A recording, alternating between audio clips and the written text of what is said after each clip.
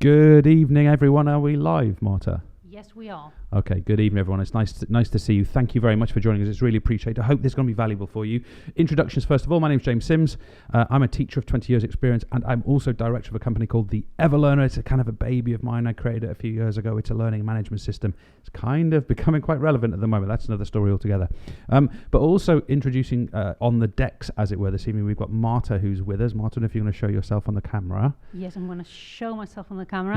Not quite as plush background over we there. invested on that side, not so much on this side. Indeed. But there you go. So we're going to take you through this evening's session. We expect the session to last something between 30 minutes and 45, and it's hard to know exactly how it's going to fall. Depends on your interaction, the questions you ask us. And that brings me to the most important point. Please, please, please do engage with us this evening. There's two primary ways. So way number one is to drop us a message or drop us a tweet on Twitter. We are at @the_EverLearner, @the_EverLearner. Drop us a message there. We will pick that up and we will answer that live in the conversation this evening. Okay, so do that. Secondly, of course, there is the chat, which is available here live on YouTube, which you can just engage with. You can put a message in there. And of course, YouTube messages and live chats are renowned for being decent, sensible, and modest. So no doubt that we will get many of those this evening, and we will engage with those questions as well, or those points as you raise them. Now, a couple of kind of caveats before we get started. I want to be clear here. We do not, to any degree whatsoever, consider ourselves to be medical experts. Okay, so we are not the people to give you advice around symptoms, health, coronavirus. Are you poorly? Are you not? Should you self? We have, honestly, I would say that at best we might have as much idea as you do, but that's not what we're here for. Take obviously the Public Health England or associate or relevant organisations' advice. Follow the government's advice with regard to the health side of this. That's not what we're here for. We're here to discuss with you what we believe are the key considerations that we need to make going forward should we experience disruptions in schools and colleges because of this, what appears to be impending sort of health threat. Now, of course, we don't know exactly what's going to happen, but let's be prepared now in case something does kind of kick off, I suppose. Now, a little bit about the show this evening. I'm going to kind of deliver a couple of little kind of presentational elements to you. It's not going to be long, nice and simple, few slides. And what we want you guys to do is kind of go along with that, listen, think, react, respond, message. But most importantly, perhaps down in the description below, download the infographic. I don't know if you can point to that or show that everyone what the infographic looks like, Marta. Yes, I will. But we've got an infographic just down in the description of the YouTube video, which really is the summary to everything we're going to talk about this evening. So I would encourage you at least to go and grab that, put it in your Drive folder, put it in your Dropbox. So let's see if we can't get some do really whatever you good want. Stick it information on to your you office wall. about this It's notion yours. of broadcasting Make your the most of it. teaching, We're kind getting of your proud of teaching it. It's kind out of pretty from a in remote these difficult location to students circumstances. that Sorry, I'm go just ahead. showing the infographic Yeah, now. please. So basically, the infographic is a summary of everything that we're going to talk you through in this session, and yeah. So it's there at the bottom in the description in the YouTube video, just for you to have a look and enjoy. And it should save your kind of writing cramp this evening as you try and scribble down everything all in one go. By all means, write down whatever you want to, but there's no need to. It's referenced there for you. A couple of final things before we sort of get cracking. What makes it relevant for Marta and I to talk to you about these things? Well, kind of inadvertently over the last 4, 5, 6 years, we between us have built a business that has at its heart live, online and on-demand teaching that is in kind of a blended learning sort of virtual environment blended with a physical classroom environment. I don't know if, Marta, you're going to put the photos of kind of where we work and the studio. Where we work, we basically have a demonstration classroom, which is where we do all the physical kind of things. We work on the pedagogical structures, we work on world-class delivery, we work on retrieval practice, we work on all kinds of structures in the classroom. But we also have, which is where I'm sat right now, a broadcast studio where we record content and we deliver live content almost on a daily basis. So this is something we've become very accustomed to. And if I just grab Marta's kind of camera here, and it's going to get a little bit shaky on camera too, so I'm just grabbing it here. If I sort of just take, I'll try not to sort of blind you with the lights, but if I take you around, there's the back of our studio. If I sort of take you around here and sort of show you what this looks like, look, if I sort of go all the way around here, you can kind of get a bit of a feel for where we work. And if I sort of show you where Marta's working over there, for example, she's got like a crazy digital deck and things. Now, we are not presenting to people that this is what you need to broadcast yourselves live in this context. You can do it far simpler. The point I'm trying to make is this is a journey we've been on, nothing to do with ill health. This is or epidemics is the journey we've been on because we think it's really influential in educational structures in general. So that's, I think, an important point. Before we get cracking, the last thing I want to say is I kind of want to stick to 3 principles tonight. Principle 1 is I really want to see this in a positive light. So yes, there is threat. Yes, there is concern. Yes, let's see what's going to play out. But I also feel this is an opportunity for us to look at the structures we have around education, around the classroom, and to assess perhaps no better moment than ever at this moment to look at what the digital influence can be within those environments. So I think that's a very positive way to look at it, even though, of course, there are some negative sides to this. Of course, there are. The other one is I kind of work on 2 key principles that I hope will come across. Principle 1 is keep it simple, okay? So what we talk about here, we're not advocating to you that you go out and spend thousands of pounds, put in hundreds of hours of work in creating this incredible digital environment which has never been done before. Let's keep it simple. The other one, another KIS, is to keep it secure. Of course, the safeguarding aspect of the online environment in this kind of remote structure is, of course, truly important as well. So that's at the heart of what we do. But I'm ready to go into kind of session 1. This will probably be the shorter of the sessions. I am switching between microphones, so you may need to toy with your volume here.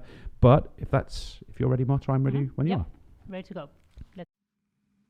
So let's see if we can't get some really good information to you about this notion of broadcasting your teaching, getting your teaching out from a remote location to students that it really impact on them. Okay, so look, this is who is talking to you tonight. We already sort of made up introductions, but just the kind of the team behind the team, as it were.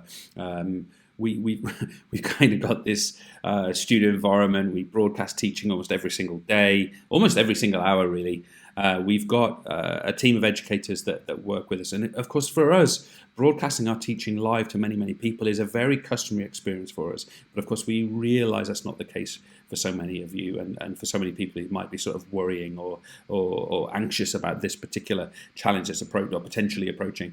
Look, there's no reason for me to dwell on these slides. This is what you've already seen and what we do. This is our day job. This is us at work. This is myself on the left and on the right side, Marta, delivering our teaching in the environment which these days we know best. So hopefully we have some kind of insight for you here. Now, what I really want to dwell on in this first part, it will not be long, is really what physical classrooms do best. Now, inevitably, this is going to be a massive generalization because, of course, what physical classrooms do best very much vary, whether it's a drama classroom studio type scenario or it's a gymnasium in PE or it's a biology lab or whatever it happens to be. I'm making generalizations, but the point I want to get across here very, very clearly is that the things that typically physical classrooms do need to be the same things that virtual or remote classrooms do well too. And that should be our standard.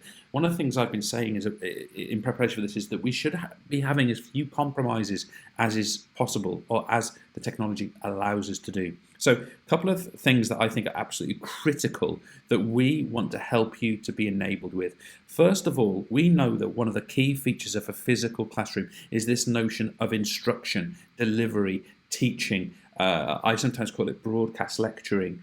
You could refer to it as PowerPointing, teaching from the board, all these things. This is what we might summarize as instruction. Of course, one of the core standards that we must hold to this remote environment, especially for those students who are perhaps in year 11 or in year 13, maybe other exam situations too, we must hold the standard that we can get that instruction to those learners. I think it is one of the most pivotal and critical points that we can make in this particular session. Secondly, we know that physical classrooms are really good at things like getting problem sets, questions, answers, worksheets, writing exercises, skill practice to students. Now, there's lots of, whether it's a comprehension exercise, whether it's a set of maths problems, whether it's a worksheet related to whatever the topic happens to be, our remote classrooms need to be able to bring this about. Now, I want to dwell a little bit on the idea of skill practice. Now, of course, that's going to be very variable from subject to subject. Skill practice in modern foreign languages could be speaking practice or listening practice. Skill practice in the sciences could be literally doing a practical, very, very hard to do from home, of course. But those skill practice could be really quite different and varied. But the classrooms do these well, so we've got to try and somehow emulate that if that classroom is missing. We know that classrooms are really, really effective environments for question and answers, different models of question and answer that people will use. It may well be directed questions that teachers are using. Other teachers may use things like numbered heads together or rally or whatever the methodology is. Okay, question and answer is a fundamental feature of a classroom space, and therefore if we move our classroom temporarily or some feature of it more permanently to the online space, we've got to be confident that that question and answer can take place.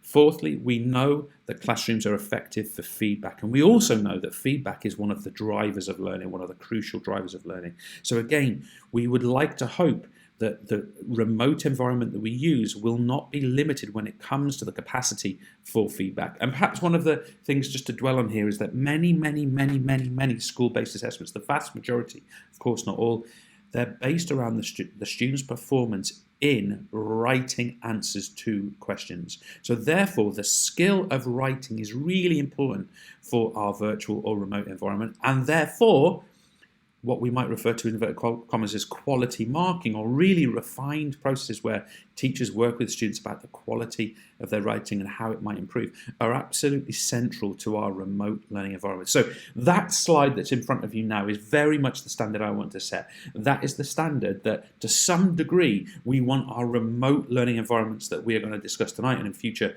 sessions, we want them to meet that standard. Is it possible? Can we get those features? Of course, I'm missing out loads of things that happen in your classroom, one-to-one work. There might be very specific technical practices that you do in your classroom because of the nature of the subject. You might be doing lots and lots of quizzing as a form of Q&A for your retrieval practice, whatever it happens to be. These are the things that we need to set our standard and we need to develop as purposeful in our remote learning environments. Let's go back to the studio. Okay, so look, really what we've done there is we've stressed a bunch of things that if we're not careful and we lose that physical classroom, and I put this press release out, bye-bye classroom, what happens if it goes and we can't go into it?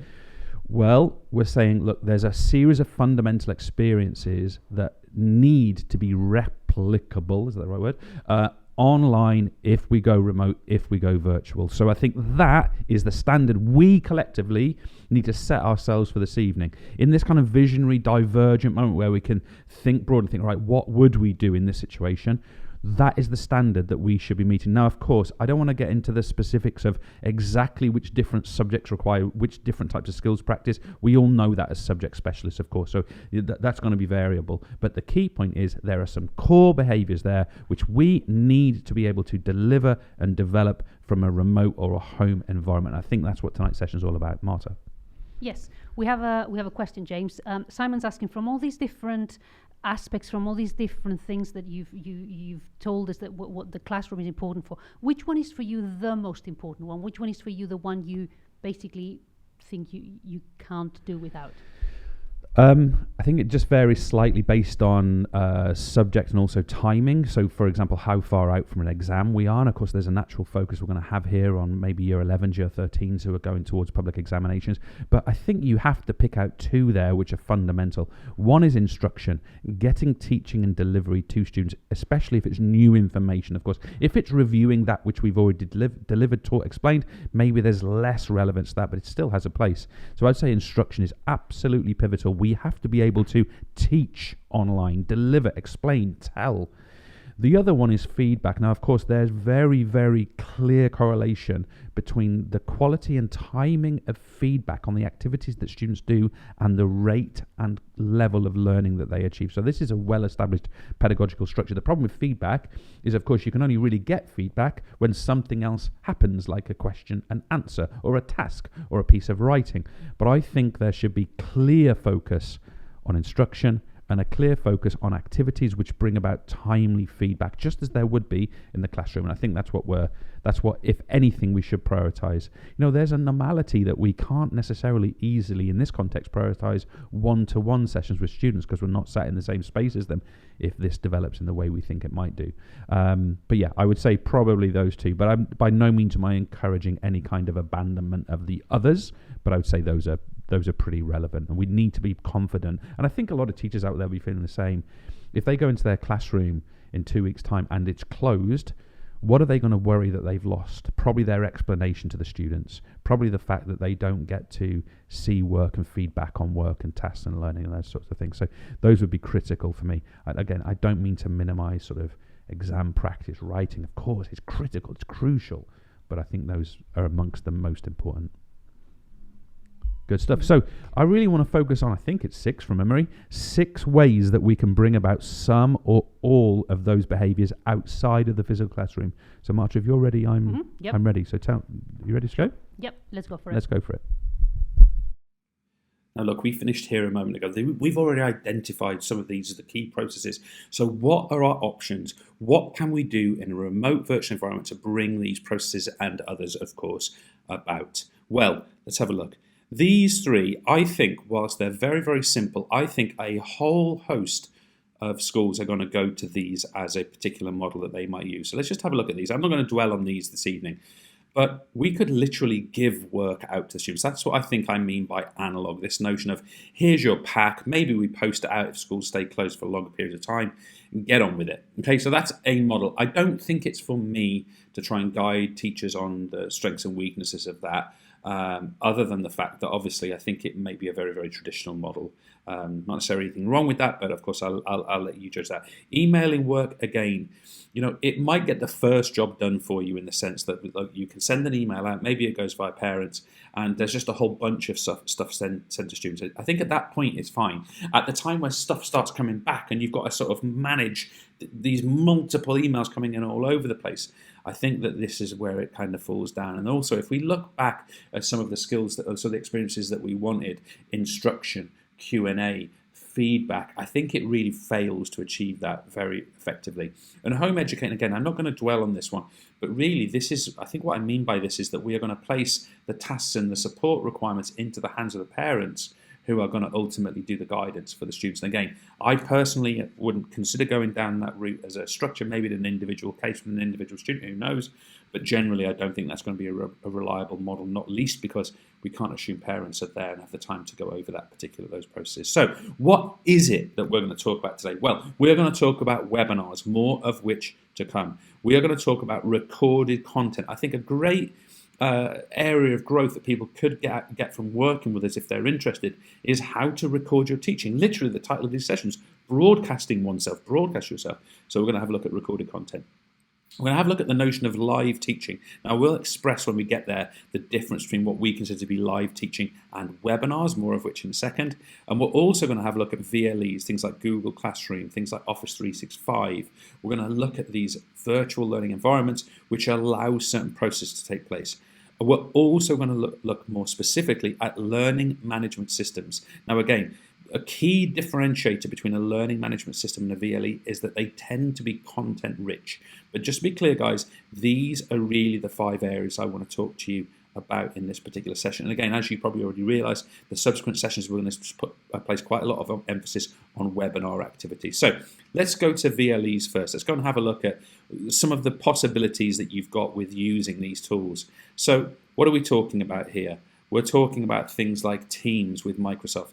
We're talking about services like Frog. We are talking about services like Moodle. We are talking about services like Firefly. We are talking about services like Office 365. And we're talking about services like Google Classroom. Okay, these environments where teachers can post work and tasks and students can respond to them in various different ways. They can read them, they can engage with them, they can watch them, they can receive a task and resubmit a task as an assignment, for example. Maybe in some of these, they can answer a quiz and so on and so on. So these feature sets. Now, there are some real big advantages to this. So if your school's already using one of these, if you've already got Frog or Firefly, then it's pretty predictable that you're going to lean quite heavily on that. And I think that's right. I mean, I think that makes a lot of sense. Why? Because you and your staff and the students are probably to some degree going to have familiarity. Now, we're going to obviously have a look at the drawbacks and the weaknesses of this in a second. But of course, that in the principle of keep it simple and keep it safe is actually really important. Keeping it simple, keeping it safe, it's already there. We've already got accounts. People know how to use it, assuming they do. Now, you guys as teachers, of course, you can take what you normally teach with and you can post it. Okay, so there's no additional production time. But of course, there's an issue there as well, because a lot of the resources that you will have as teachers are what you call, in inverted commas, teaching resources. They're not necessarily learning resources. They're there to help you with your delivery and classroom practice. And you may have things like Messenger linked to email, so you can directly communicate with students backwards and forwards. Now, of course, these environments have some weaknesses. Okay, so it depends on the degree to which they're fully set up. I think probably the biggest limitation with these sorts of environments is, in many cases, there are a couple of exceptions, they have no or they're very limited tracking, and the tracking is pretty primitive. The instruction quality, of course, is going to be highly mixed. And what we mean by that, if we go back to one of the core requirements being delivering teaching, yes, you can post a YouTube video into, say, Moodle, but what's the quality of that? What's the accuracy of that? What's the relevance of that? And again, coming back to the tracking, have the students engage with it. I've mentioned already that perhaps the tendency we have here is I'm going to post my PowerPoint slides. I'm going to post a worksheet. These tend to be teaching resources rather than learning resources that cause learning.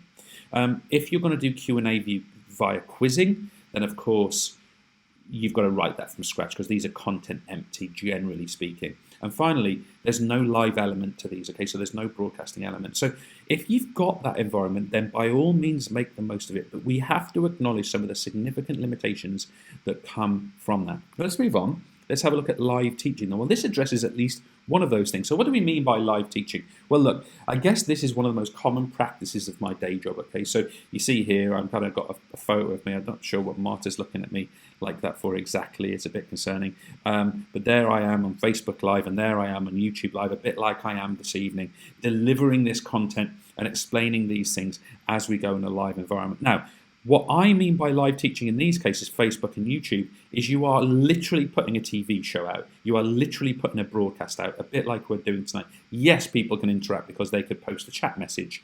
They could maybe tweet you. They can do these things. But it is one direction delivery. There are some good advantages. You can, in some of these YouTube Live, not Facebook, you can share your screen, for example. Now, another example of live teaching is what we might call video conferencing, where you might have an app on your phone for Google Hangouts, for example. You point it at your whiteboard in your classroom, you go live and you start teaching with a whiteboard pen. That is live instruction that you are delivering to people at home, if they are at home, of course. Now, these ones I've put in here, it's not an exhaustive list, but Skype, Zoom calls, Google Hangouts are some of the ways that you could get that live teaching. Now, again, in all of these cases except Facebook, for example, you can have wide audiences and you can share your screen. You can put your PowerPoint up and you can teach from it, things like this. But there are advantages and disadvantages here. So look, let's look at advantages.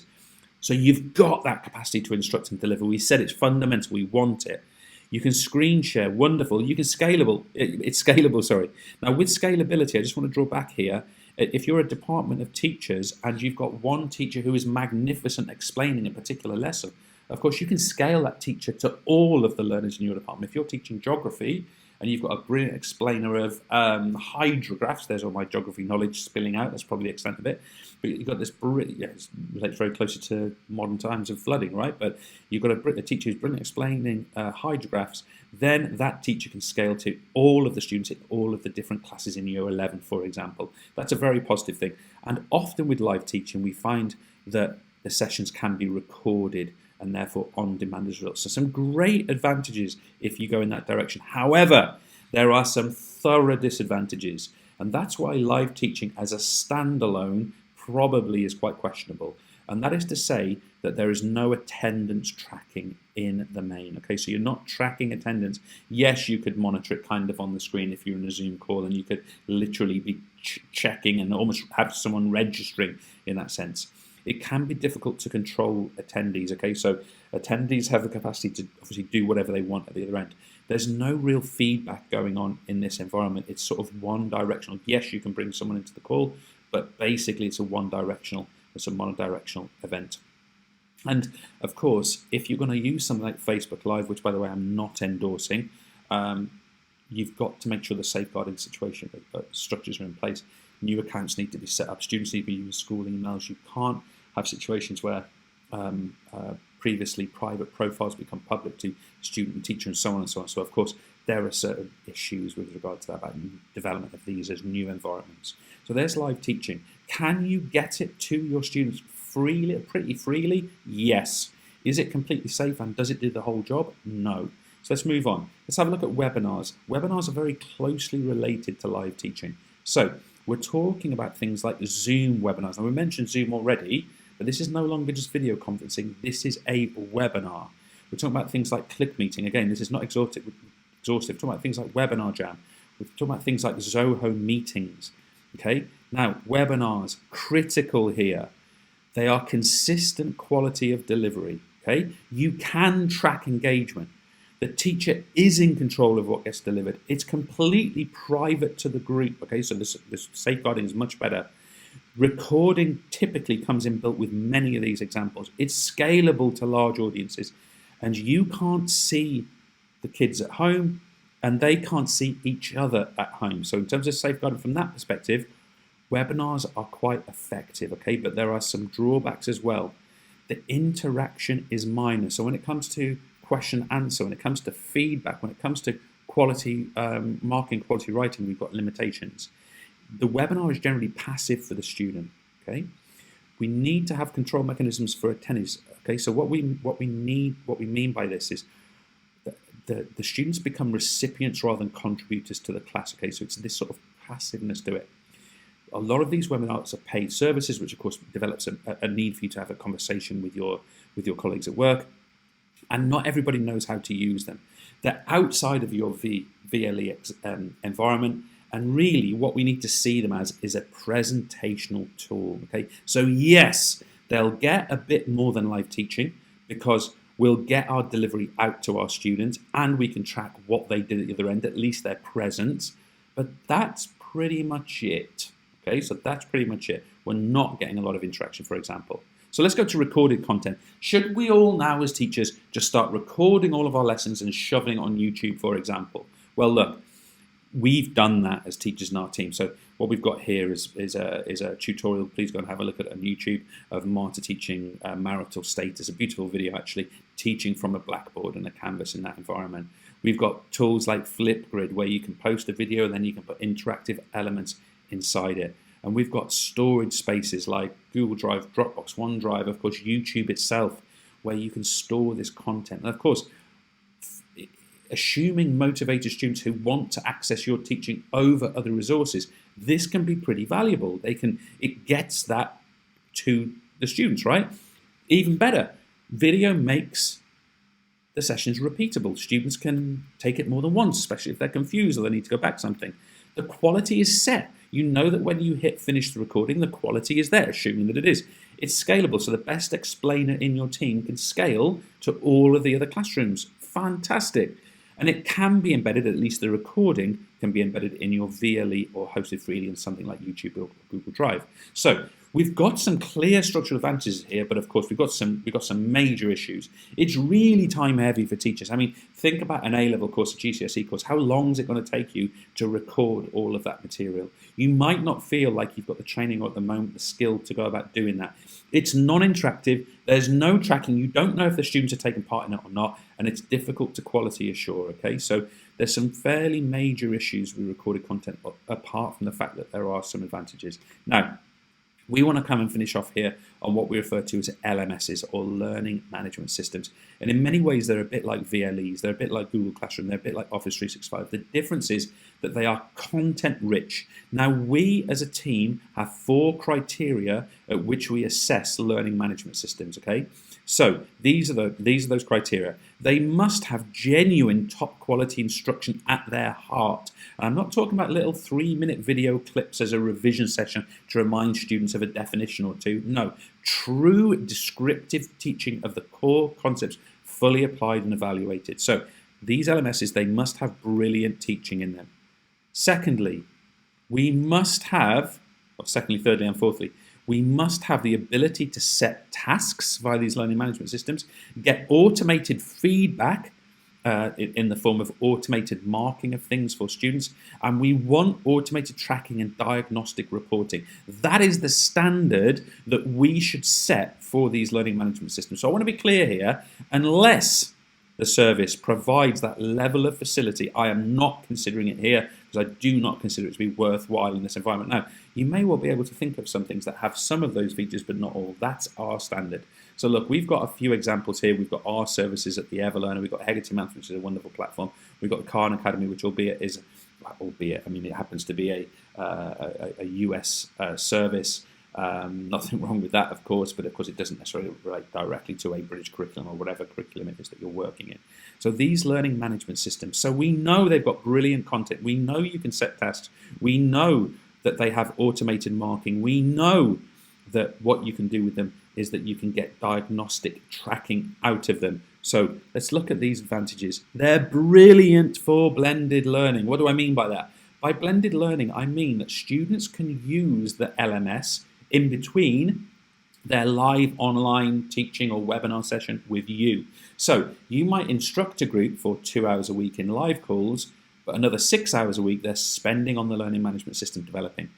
The resources are quality assured. It's completely scalable. It's completely repeatable. It's adaptable to every learner. It's quick to set tasks. It's auto marking, and it's got analytics which provide diagnostics. So that is pretty damn compelling, especially when you put it in the place or put it in combination with that sort of hybrid blended model, including alongside this live episodes as well. There's two weaknesses with LMSs though. One is they're often subscription, and two is that you might need to use a combination of services if you're looking at this from a whole school perspective. Okay, but apart from that, there's little kind of drawback here. So we focused on these areas here. Let's go back into the studio.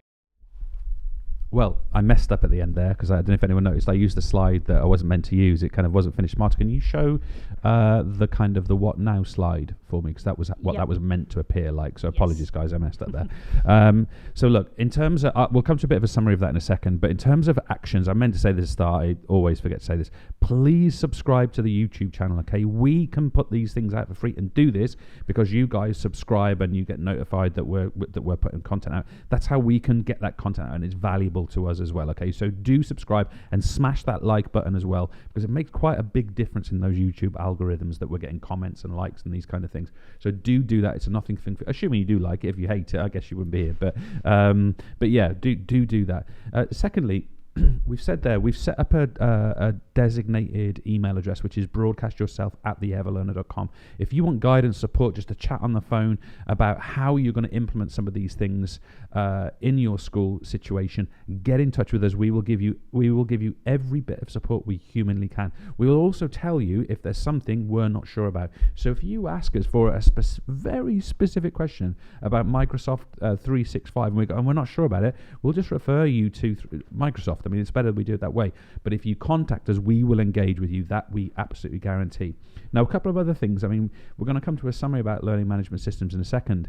But one thing we're going to do is that any school that does experience a school closure because of, we haven't really taken into account things like snow and this kind of stuff. We are talking about coronavirus epidemics, I think.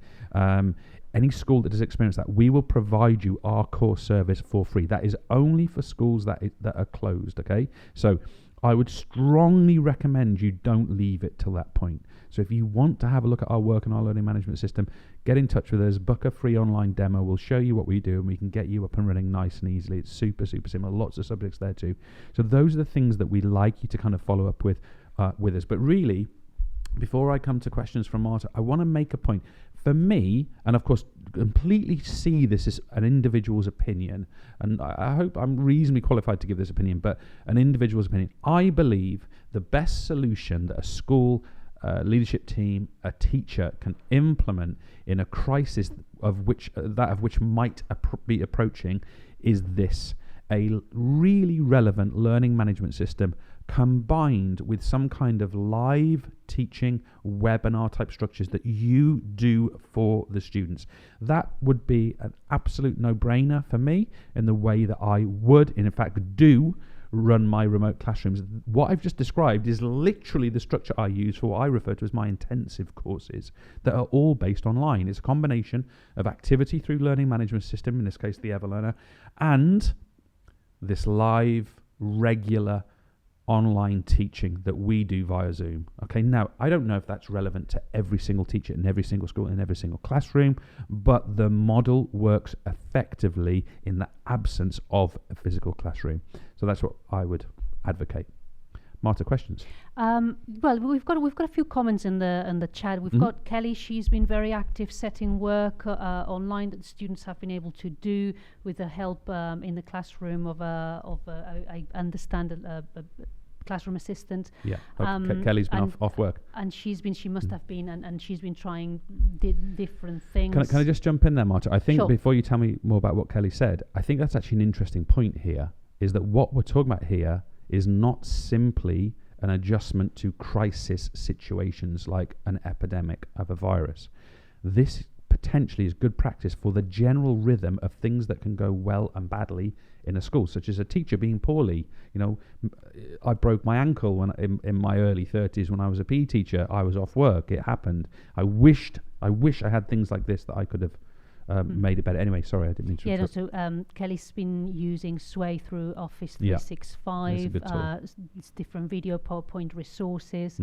And yeah, she's been very active on that front. And also Good. John Riley saying, John at Berkhamsted. yes, John's using Teams and Class Notebook. Good. With the hope that it will assist in setting tasks. And PE Tutor also has been using these and other Microsoft apps across the school. So there are already some teachers out there who have been trying, I suppose, again, either out of need or out of trying to get ready for what might come. I think, James, from what you said, I think it might be a good idea to remind us of those 4 principles that you've stressed about what a learning LMSs. management system needs to have and needs to be. I have to almost make an apology here because I feel very, very passionate about this because this is literally where my educational heart is. So forgive me if this comes across somewhat fervently because I think it's very important to stress this because I do think a very significant feature of our future as an educational sector is the incorporation of learning management systems into the analog physical environment of schools or to blend with those physical environments. So these are the 4 things. A true learning management system has to have world-class instruction at its heart, and that is probably going to come via video tutorial, and that needs to be really, really high quality by proper teachers teaching from the heart.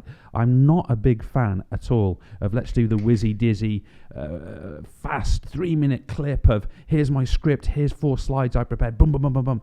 No, we want to teach, preferably the way I do it personally, digital pen, blackboard, teaching as I would if I had nothing but a series of board pens and my students there next to me in the classroom. That for me is fundamental, proper teaching at the heart.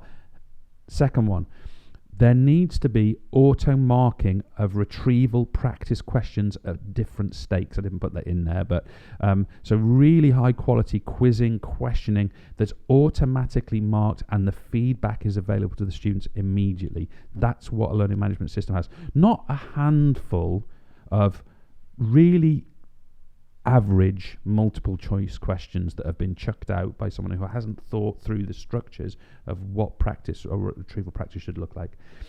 Thirdly, we should have clear tracking of what students do, and we call this the principle of zero wriggle room. If we set a task for students, we have to have that task clearly tracked and reported back. That's what learning management systems should be brilliant at, and we call that the principle of zero wriggle room. So students, if you set the task for them, they just have to do it.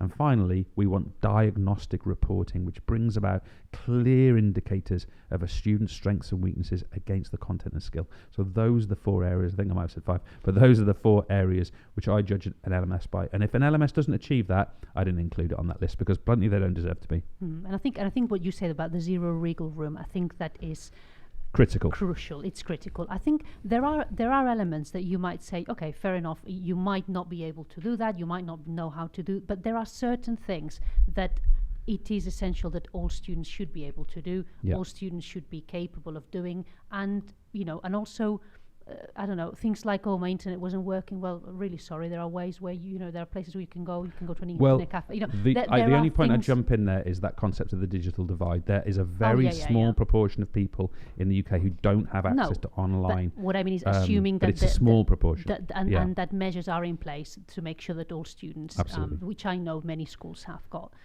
that all students can access. But we are advocating here that the best model we believe that you can adopt with your students, obviously taking into account other things that you've got available, are a brilliant learning management system combined with meeting those criteria, combined with a series of live episodes. And can I just be clear, that's not that different to having a classroom, because a classroom is the live element. The difference is that you're doing it through cameras and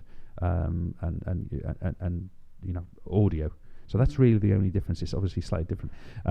But though that would be my endorsement for people, and what I'd strongly advocate that people seriously consider implementing. Those that have an LMS availability, of course, know how that works already.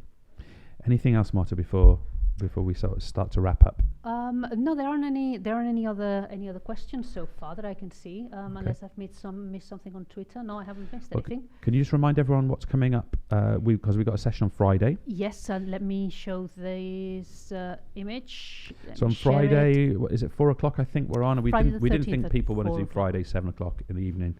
I definitely don't. So we're going to do Friday 4:00 in the afternoon. We'll be exactly in the same format. It's live on the YouTube channel.